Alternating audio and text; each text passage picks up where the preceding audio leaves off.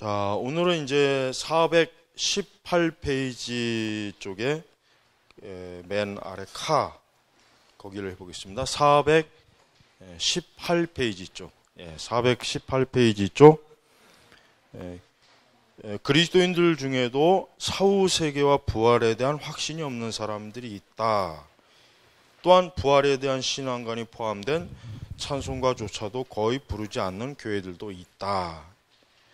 이게 참 굉장히 그 신앙의 큰 위험한 것이죠. 왜냐하면 우리 예수님 믿는 사람들이 만약에 어떤 죽음 이후에 천국 또 부활에 대한 믿음이 없다면 사실 예수님을 믿는 이유라고, 왜 그러면 신앙생활을 하느냐 했을 때 그냥 마음을 수양하려고, 그냥 마음이 좀 편하려고, 그냥 어떤 도덕적 윤리적인 그러한 그냥 생각으로 교회를 다닌다고 하는 것밖에는 안 되는 거예요.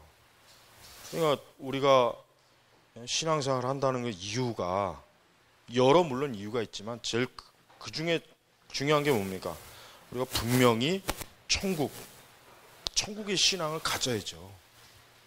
천국의 신앙이 없다면, 또 부활의 신앙이 없다면 바울이 말한 것처럼 결국 모든 게 아무 의미가 없어요. 가장 불쌍한 자다. 가장 진짜 어떻게 보면 세상에서 제일 불쌍하고 인생을 망치는 삶이 바로 그리스도인이 될 수가 있어요. 그러니까 사후 세계에 대한 확신, 죽음 이후에 나는 하나님 나라 간다. 난 죽음 이후에 천국 간다. 나는 장차 부활의 소망을 가진다. 부활의 확신을, 은혜를 누린다. 이게 굉장히 중요한 것입니다. 이것을 부정하는 기독교 신앙, 자유주의 신앙이라고 할 수가 있겠죠. 또 그 외에 여러 아주 다양한 잡다한 변종적인 기독교 신앙을 보면은 이러한 신앙을 빠진 채 그냥 이 세상에 어떤 의미를 두는 것, 내가 여기서 하나님 그냥 잘 믿고 인간으로서 존엄함을 지키고 이러면 아무 소용이 없어요. 이여령 씨가 기독교로 개종했다고 해가지고 한때 굉장히 아주 굉장히 소음 난리가 나고 아주 굉장히 대단했다 하지만, 그러나 그분이 과연 진짜 이런 부활 신앙을 가졌느냐, 진짜 예수 그리스도의 죄 사함을 믿고 천국 신앙을 가졌느냐 했을 때는 아니에요. 아니란 말이에요. 그냥 단순히 지성적으로. 그러니까 대체로 기독교로 개종했다고 하는 그 어떤 책들을 읽어보면, 저는 항상 그런 책들을 읽어보면 정말 이 사람들이 성경의 중요한 교리를 믿고 있느냐 안 믿고 있느냐 그걸 봅니다. 다른 거 아무리 좋은 말, 좋은 의미, 온갖 좋은 말 다 필요 없고, 이 사람들이 진짜 예수 그리스도가 구세주요, 내 죄를 씻어줄 분이고 하나님의 아들이시고, 정말 사람이 죽으면 천국에 가고 부활하고, 이 고백이 없으면, 이 내용이 없으면 그 책은 쓰레기. 최근에 홍성사에서 나온, 홍성사가 아니구나, 어느 무신론자의 고백이라는 책도 읽어보니까 결국은 완전히 자유주의 신앙이에요. 그러니까 현세적인 의미를 두는 신앙일 뿐이지, 어때요? 이런 부활, 천국, 구원, 이런 건 없어요. 그러니까 그건 기독교 신앙이 아니에요. 그런 신앙은 기독교하고는 전혀 상관이 없는다는 거 우리가 알아야 돼요. 그러니까 우리가 기독교로 개종했다, 나는 이제부터 교회를 다닌다, 그게 중요한 게 아니라 진짜 그 사람이 신앙의 핵심을 갖고 있느냐 없느냐, 이게 중요한 겁니다. 이게 없으면 아니에요. 그건 신앙이 아니에요. 그건 예수님께서 말씀하신 신앙이 아니고 진리를 믿는 것도 아니기 때문에 잘 분별해야 돼. 잘. 그러니까 유명 인사들 중에 누가 교회 다닌다, 신앙을 가졌다, 약간의 뭐 신앙적인 뭐 얘기를 한다고 해가지고 저 사람들이 저렇게, 그건 아무 소용없는 것입니다. 전혀 소용도 없는 거니까. 그런데 전혀 여러분 혹시라도 속으면 안 돼요. 속으면 안 됩니다. 자, 그 다음에 사람이 죽은 후 부활할 때까지 영혼이 어떻게 될까? 초대교회는 예수님의 재림과 성도의 부활이 곧 있을 것으로 믿었다. 그러나 그 이후 어떤 사람들은 중간 상태를, 영혼의 정화, 그러니까 깨끗하게 하는 거 보았고, 로마 가톨릭의 경우는 이제 연옥교리를 만들어냈다. 또 어떤 사람들은 잠을 자거나 무의식 중에 있을 거라고 주장했다. 여러분, 우리가 그러니까 사람이 죽은 후에는 성경에 보면은 분명히 뭡니까? 예수님께서 십자가의 우편 강도에게 오늘 내가 나와 함께 낙원에 있으리라 했어요. 있으리라. 그러니까 정확하게 얘기하면 분명히 성도의 죽음 이후에는 낙원에 있는 거예요. 근데 보통 일반적으로 우리 기독교에서는 천국에 갔다, 하나님 나라에 갔다, 그렇게 얘기합니다. 그러니까 부활의 몸을 입기 전까지에는 분명히 뭡니까? 주님과 함께 낙원이라고 하는 곳. 근데 이제 연옥은 아니에요. 연옥교리는 절대 기독교에서 나온 전혀 근거하지 않는 거예요. 연옥교리는. 연옥교리라고 하는 것은 고대부터 있었던 이방 어떤 신화와 종교의 그 중요한 요소들을 중세시대 때 그거를 체계화시킨 것 뿐이에요. 어거스틴을 비롯해가지고 특히. 어거스틴이 그게 문제예요. 연옥교리를 결정적으로 체계화시킨 사람이 어거스틴이란 말이에요. 그러니까 우리가 그다음 거기에다가 이제 이 연옥교리는 또 중세 그 어떤 그 문화, 관습, 중세 사람들의 그 어떤 그 고유한 또 어떤 그들 미신적 신앙, 이게 전부 결합이 돼서 연옥교리가 만들어진 거예요. 그러니까 연옥은 없어요. 성경에도 연옥은 없고 또 실제로도 연옥이라고 하는 것은 없다 하는 것을 우리는 확고하게 우리는 알 수가 있고 믿습니다. 그러나 이제 천주교인들은 연옥교리를, 그 사람들은 천국의 교리만큼이나 확신을 가지고 믿어요. 그래서 그들은 사람이 신자가 죽으면, 그러니까 천주교 신자가 죽으면 어디 갑니까? 연옥에 간답니다. 근데 그 연옥에서 이제 정화되는 기간이 있어요. 그 기간을 짧게 하느냐 길게 하느냐가 어디에 차이가 나요? 이 세상에서 얼마나 공덕을 많이 쌓느냐, 또 내 공덕이 부족하면 누구? 성인의 공덕을 빌어가지고 연옥에서의 그 머무는 시간을 적게 만드는 것이죠. 그 연옥에서 정화가 되는 거예요. 정화. 그 연옥이라고 하는 건 근본적으로 천주교 신자들은 바로 천국 가기는 좀 뭐하니까 연옥에서 좀 정화를 거치고 나서 천국에 간다. 그게 잘못된 거죠. 왜? 예수 그리스도의 십자가의 피는 그걸 믿는 자가 이미 벌써 뭡니까? 이미 벌써 정결하고. 그래서 성경에서는 신자를 성도라 그러잖아요. 바울 서신 어디에 사람이 죽은 뒤에 좀 정화돼야 되기 때문에 불순물이 많아서 잠깐 연옥에서 지내다가 천국 가야 된다. 어디서 그런 내용이 성경에 어디 있습니까? 없어요. 구약에도 없고 신약에도 없습니다. 그러니 우리는 어떤 이유로든지 간에 연옥교리라고 하는 것은 그건 미신, 그건 하나의 정말 이방 종교의 하나의 신화예요. 근데 그거를 가톨릭은 아주 정밀하게 교리화시켜서 신자들은 당연히 연옥이 있다는 걸 믿는 거예요. 그러니까 여러분, 우리가 가톨릭과 하나가 될 수 없는 요소들이 너무 많은데 연옥의 문제도 마찬가지입니다. 여러분, 만약에 어느 교회가 사람은 죽은 뒤에 천국에 바로 가는 것이 아니라 연옥을 거쳐야 된다, 정화된다 그러면은 분명히 이단이라고 안 그러겠어요? 그렇게 안 하겠냔 말이에요. 근데 왜 천주교가 그렇게 얘기하는 건 왜 이단이라고 얘기 안 하냔 말이에요. 왜? 그러니까 천주교에 있는 많은 요소들을 만약에 신천지가 갖고 있다거나 만약에 구원파가 갖고 있다면은 저거 이단이다 막 입에 그냥 침을 튀기고 막 할 텐데 왜 천주교가 하는 거에 대해서는 시비를 안 거냐 이 말이에요. 왜? 참 그게 아주 너무 어리석은 거예요. 그게.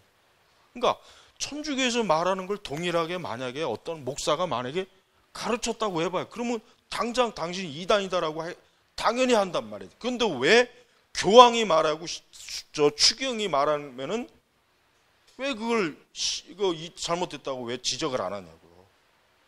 개신교 목회자들이나 신학자들이 굉장히 어리석어요. 어리석어. 왜 그러느냐? 천주교가 고대 아주 오래전부터 뿌리를 내린 종교라. 망상이야, 망상. 천주교는 이미 벌써 그거는 타락한 음녀의 교회. 고대 바벨론 종교예요. 근데 참 그 희한해요. 천주교에서 말하면 그냥 껍벅 죽어. 껍벅 죽어. 고개를 숙인단 말이에요, 고개를. 야, 여러분, 이게 참 잘못된 거죠. 우리는 성경의 권위를 넘을 자가 없어요. 성경에서 이렇다면 그걸로 끝나는 거지. 뭐 교황이 뭐라 그랬다, 뭐 추기경이 뭐라 그랬다, 뭐 유명교회 목사가 그건 다 쓸모없는 거예요. 하나님의 말씀이 뭐라 그러면 그거로 끝나는 거지. 거기에다가 어떻게 감히 사람이 주제넘게 거기다 뭘 보태고 더한다는 거는 있을 수가 없는 거예요. 그러니까 여러분, 천주교를 이단이 아니라고 하는 목사들이나 사람들에게 제가 아까 썼던 그 전략을 써요. 그러면은 천주교에서 막 가르치는 그런 교리를 만약에 이런 교회에서 만약에 가르치면 그거 이단이라고 안 하겠냐? 해요. 왜 안 하겠어? 근데 왜 천주교에서 하는 거 이단이 아니라고 그러냐? 왜 앞뒤가 안 맞잖아. 모순이잖아. 그런 전략을 쓰란 말이에요. 그럼 꼼짝 못 해요. 꼼짝 못 한다고요.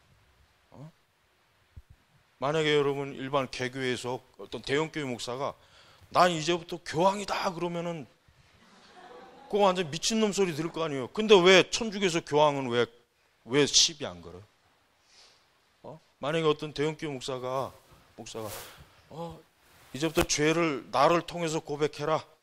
그럼 내가 대신 하나님 앞에 고백을 대신 죄를 사해 주겠다.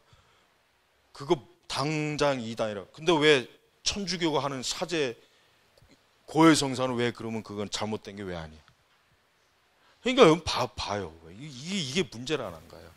그러니까 이중잣대를 재고 있는 거예요. 이중잣대. 천주교는 역사가 오래되었고 했으니까 걔들은 뭔 짓을 해도 좀 이해하자. 어떤 신학적인 대화를 하자 이런 투고 다른 어디서 하면은 그건 이단이에요. 그거는. 이중잣대 아니에요. 이중잣대. 아니 말씀을 가지고 말씀이 뭐 표준, 캐논, 자잖아요. 자. 그러니까 딱 말씀 하나의 권위만 있는데 기준이 있는데 왜 이중잣대가 무슨 필요가 있냐. 이게 무슨 필요가 없잖아요. 이거 한번 생각해 봅시다. 이거 얼마나 어이없는 모순입니까? 근데 이런 모순들을 전혀 생각을 못 하는 거예요. 저 KNCC 저 그룹에 있는 교단들, 여러분 그 교단들은요, 정말 아주 기독교에서 저거는 공식적으로 이단이라고 해야 되는데 문제는 우리 한국의 주류들이 다 저기에 들어가 있어요. 그러니 옛날에 제가 칼럼에 올렸잖아요. 수가 많아지면 그 많은 숫자가 이제는 정통이 되는 거예요. 통일교가 더 많으면 통일교가 정통이 되는 거란 말이에요. 신천지가 더 많으면 신천지가 정통이 되는 거예요. 그러니까 이 세상의 원리는 그거예요. 수가 많으면 그게 정통이 되는 거예요. 정통. 그러니까 보통 이제 역사는 승자의 기록이다 이런 말이 있단 말이에요. 그러니까 역사라고 하는 게 실제 역사가 뭐냐라고 하는 게 아니라 이긴 자가 역사를 왜곡하는 거라 이거죠. 쉽게 얘기하면 아주 잘못된 논리죠. 이긴 자가 역사를 왜곡하는 거다. 그러나 여러분 진리는 그게 아니죠. 진리는 여기 한 사람이 믿고 있으면은 그 사람이 옳은 거예요. 이게 우리 역사에서 어디에서 아주 아다나시우스의 삼위일체, 예수님의 신성과 인성.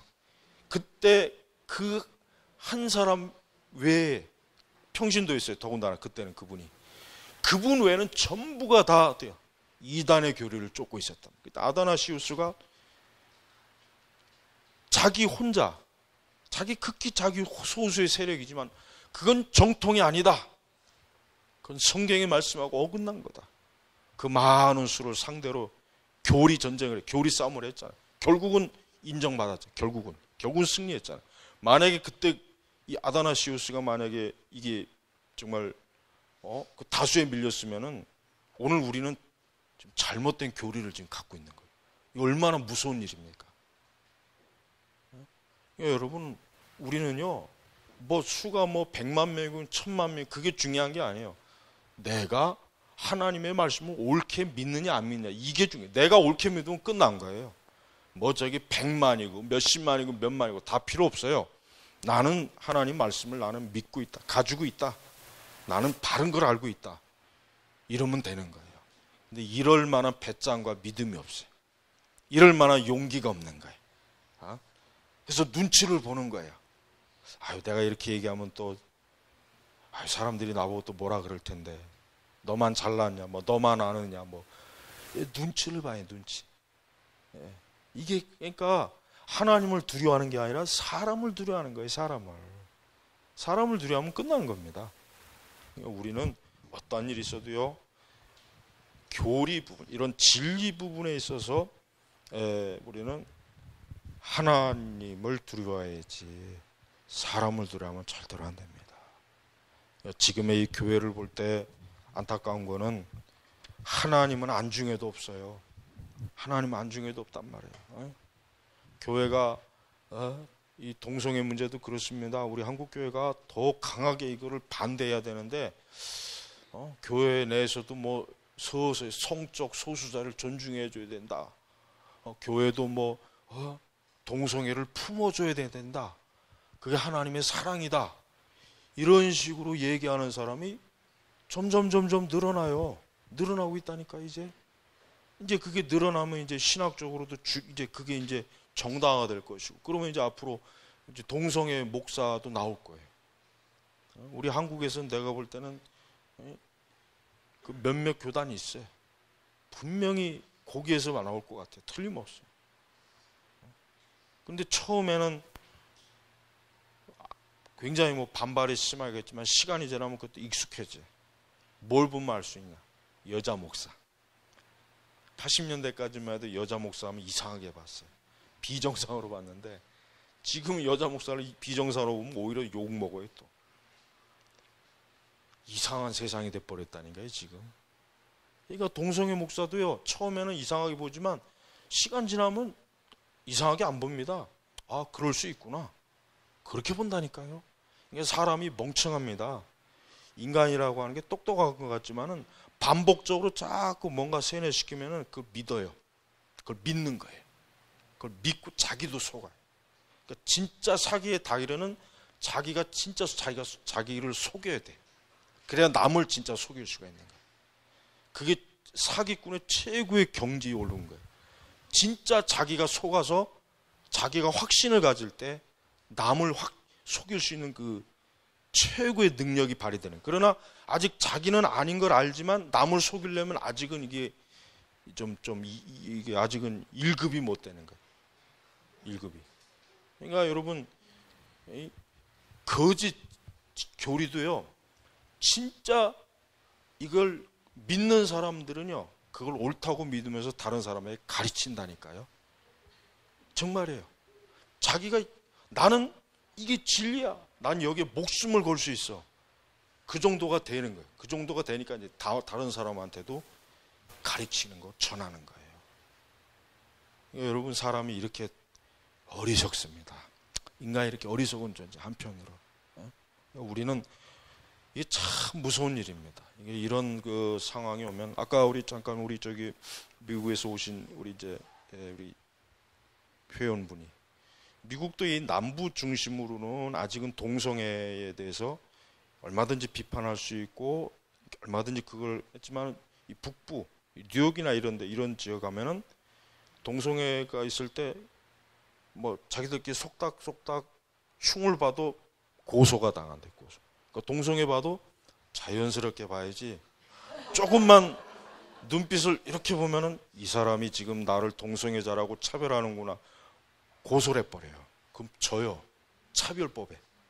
그게 아직은 남부죠. 이 남부는 바이블 벨트라고 그러잖아요, 미국에서. 미국의 남부 지역은 보수적인 지역이에요. 남부. 근데 북부는 안 그래. 북부는 굉장히 리버럴해. 자유주의. 아주 전통적으로. 그러니까 우리나라도 이게 그렇지만 이제 미국 같은 경우는 워낙 역사가 이 다양한 의견에 대한 뭔가 이런 게 있는 그렇지만 우리 한국은 수가 많으면 한쪽이 죽여야 돼. 동성애자 숫자 많으면 동성애 안 하는 사람은 죽여야 돼요. 완전히 그냥 매장을 시켜버려요. 공존을 못해요. 공존. 우리 한국은 그게 더 심해. 왜? 나라가 좁으니까. 그러니까 여러분 이보십시오. 뭐 배가 하나 침몰했는데 물론 엄청난 사고이긴 하지만 저거 하나로 나라가 막 이렇게 휘청된다는 거는 그만큼 우리 한국 사회가 좁다는 거예요. 어떤 문제가 생기면 그 문제 하나로 막 냄비에서 라면 끓이시듯 막 부부부 막 끄는 거예요. 그러다 또 월드컵 오면은 싹이죠. 벌써 지금 월드컵 분위기가 나잖아요. 요즘 뭐 세월호에 대해서 얘기하는 사람 거의 없어요. 벌써 정치하는 놈들 보세요. 이놈의 자식들. 선거 끝나니까 싹 벌써 잊어버리잖아요.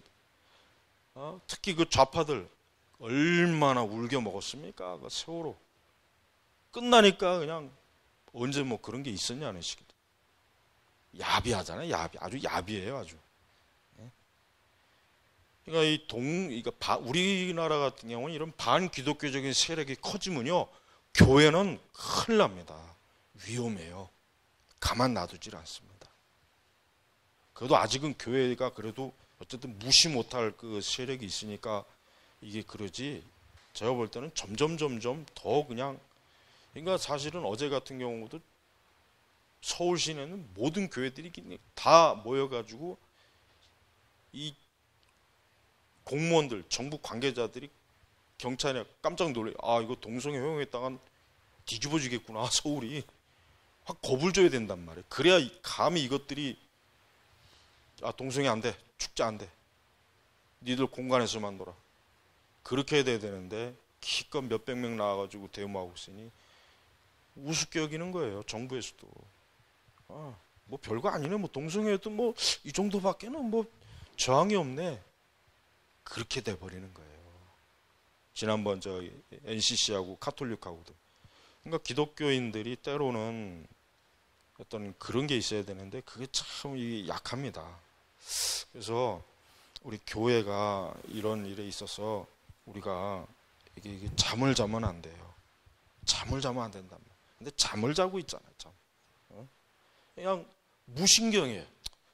뭐 어떻게 돼도 뭐 글쎄 그 뭐 나하고 뭔 상관이 있나? 우리 교회 무슨 상관이 있나? 이런 식으로 되고 있기 때문에 악은 더 그냥 막 기세등등하게 막 나서는 거예요. 구원파 보세요. 단합력 좋더만 구원파. 10만 성도를 다 잡아가도 유병원이 내줄 수 없대. 그게 굉장히 그 단합력이, 결집력이 좋은 거예요. 그게 이단의 특색이잖아요. 근데 그게 이제 어떤 우리가 볼 때는 나쁜 거지만 그들 편에서는 좋은 거거든요. 그들 편에서는 좋은 거란 말이에요, 그게. 근데 뭐 정작 정말 올바른 진리를 우리가 믿고 알고 있다면서 우리는 어떤 하나님의 말씀과 반대되는 현상이 나타났을 때 침묵, 조용하게 있어. 아무 얘기도 안 해. 목회자들이 또 요즘은 인터넷으로 설교가 나가니까 겁을 낸단 말이야. 자기 설교가 또 만약에 또 뭐 비판받으면 어쩔까 하고. 그러니까 겁을 내니까 그런 논쟁이 되는 설교 자체를 아예 안 해버려요. 그냥 누구나 들어도 공감할 수 있는 거. 예수님 믿어야 됩니다. 하나님은 사랑이십니다. 교회 열심히 나와서 복 받으세요. 새벽기도 나오세요. 이거 갖고 시비 걸 사람은 없잖아요. 이거 갖고 누가 뭐 불신자들도 이거 갖고 시비를 걸지 않거든요. 그냥 늘 교회가 하는 말이니까. 그러나 동성애 안 됩니다 하면은 벌써 득달같이 달려들어요. 이 기독교 안티들이 막 집중적으로 달려들어요. 거기다 뭐 또 좌파 비판하면 더 달려들어요. 그러니까 아예 얘기를 안 꺼내는 거예요. 근데 문제는 그런 식으로 가다 보면 우리 기독교 신앙이 협소화돼요. 협소화돼가지고 요 안에서만 그걸 개토화라 그래요. 제가 예전에 개토화. 요 안에서만. 옛날 중세시대 때 유대인들을 딱 구역을 정해요. 너희들은 요 안에서만 있어. 절대 밖으로 나오면 아주 죽을 줄 알아. 개토. 기독교가 개토화되는 거예요. 개토화되면 어떻게 됩니까? 아무 영향력이 없어요. 아무 영향력이 없다. 결국 축소돼서 그냥 나중에 시간 더 지나면 없어져 버립니다. 이게 그러니까 무서운 거예요. 지금이야 괜찮죠. 앞으로 20년, 30년, 40년, 50년 가면 어떻게 됐어요? 이 상태로 가면 우리나라는 역사에 우리나라가 한국의 기독교라고 하는 종교가 한때 있었다더라. 그냥 역사책에서는 잠깐 배우다가 근데 지금은 흔적만 남았다. 유적지만 있다. 그래가지고 사랑의 집, 여의도 집, 그래가지고 흔적. 옛날에 여기 엄청나게 많은 사람들이 모여가지고 막 자기들끼리 막 이상한 방언으로 막 술 취한 그 이상한 짓도 하고 막 역사책에서는 배울 수 있는 그렇게 되는 거예요. 지금 그 터키의 일곱 교회 전부 유적지만 남았죠. 그래서 그 성지순례 갈 때 거기도 있잖아요. 코스도 가면 다 그 계시록 일곱 교회 좀 유적지만 있어요. 물론 이제 그거하고는 좀 다른 문제긴 하지만 우리나라도 이게 지금 그럴 위험이 있어요. 한때 기독교가 번성했다더라. 근데 지금은 쫄딱 망해가지고 없더라. 극히 소수만 남아서 지금 있더라. 우리나라라고 안 그럴 것 같습니까? 하나님의 진리를 내팽개치면 그렇게 돼요. 그렇게 됩니다. 하나님께서 그렇게 만들어 버리셔요. 그러니까 우리 성도 여러분, 이러한 이 상황이 올 수도 있다는 걸 생각을 해야죠. 우리가. 그래서 우리는 이런 그 교회가 바른 이 성경의 교리를 정말 목숨처럼 이걸 갖고 있지 않으면은 마귀한테 백전백패합니다. 백전백패. 암만 싸워도 안 돼요. 그러니까 지금 우리가 교회가 우리 개신교회가 이제 계속 지금 패배하고 있어요. 계속 지금 그냥 사단에게 이 땅을 내주고 있어요. 자꾸. 그러니까 여러분이 이런 부분들에 대해서 여러분이 정말 오늘 오전에 설교한 것처럼 기도해야 됩니다. 또 정말 이런 부분에서 하나님의 나라와 그 일을 위해서 기도하라 그랬잖아요. 기도하라. 우리 자신을 위해서 기도하는 거 이전에 먼저 이렇게 하나님이 멸시를 당하고 성경이 짓밟히고 이런 일들이 지금 버젓이 이제는 공공 정책에 의해서 추진되는 상황이라면은 이건 정말 보통 큰 문제가 아니란 말이에요. 거기에 그 세금이 또 엄청나게 또 지원이 되네. 앞으로 더 할 거 아니에요. 더 늘어나고 동성애자들은 더 늘어날 것이고. 그러니까 여러분 이게 남의 일이 아니라 이게 우리 자녀들의 일이고 우리 자식들의 일이, 우리 후손들의 일이란 말이에요. 그러니까 뭐 당장 피부에 와 닿는 일이란 말이에요. 대학교 들어가면 벌써 동성애 축제들 하잖아요. 대학교 축제 하면 동성애 축제하는 데도 있다고요. 그럼 또 괜히 멋 모르고 그런 데 가가지고 또 끼어들었다가 괜히 또 동성애자가 될 수도 있다고. 어느 날 갑자기 튼실한 아주 튼튼한 우람한 그 어떤 체격의 그 배우자를 데리고 와서 그러면 진짜 참 큰일 나는 거죠. 그러니까 얼마나 지금 이게 위험하다. 여러분 이런 얘기를 우리 대한민국 교회에서 어떤 교회들이 이런 얘기를 합니까? 어느 목사님도 이런 얘기를 신학교 강의나 어떤 데서 이런 얘기 합니까? 이런 얘기를 거의 못해요. 할 상황이 못 된다면 지금 교회들마다. 그러니까 제발 우리 선민교회는 정말 우리가 우리만 다 전부다 이런 생각을 가진 필요는 없지만은 그만큼 우리 교회, 저는 이러한 목회에 대해서 정말 바른 게 무엇이라는 것을 아주 추구하는 그런 사역이에요. 그렇지 않으면 안 되거든. 그렇지 않으면 우리는 죽고 사는 문제니까. 이건 진리의 문제, 이건 취향의 문제나 취미의 문제가 아니에요. 진리의 문제이기 때문에 그런 거예요. 그러니까 지독스럽게 이렇게 해야 돼요. 그렇게 안 하면 안 돼. 살 수가 없는 시대입니다. 우리 성도 여러분들도 다 그렇게 하셔야 돼요. 그렇게. 자, 잠깐 쉬고 이제 다음에 기독교 수련하겠습니다.